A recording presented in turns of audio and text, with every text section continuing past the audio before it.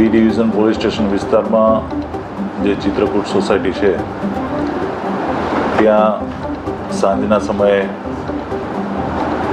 સુનિતાબેન રમેશભાઈ રાયજા કરીને જે એક સિનિયર સિટીઝન મહિલા હતા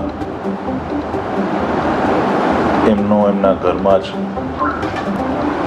મર્ડરનો બનાવ બનેલ અને આ જે બનાવ છે એ બનાવને અંજામ આપનાર વ્યક્તિ સુરેશ ઉર્ફે કાનો વાધવાણી જે ત્યાં ગિરિરાજ મેઇન રોડ ઉપર જ રહે છે એણે આ બનાવને અંજામ આપેલો છે. તો ઘરે આવેલ પૈસા માટે કહેલ સામે જે આ મૃતક મહિલા છે સુનિતાબેન એમણે કહ્યું કે કોઈક વસ્તુ સિક્યોરિટી પેટે આપે દાગીના કે આ તે કે તો કંઈક પૈસા આપવાની વાત થઈ. એમાં ઉગ્ર બોલાચાલી થઈ અને એમાં આ સુરેશે આ બનાવને અંજામ આપેલ છે.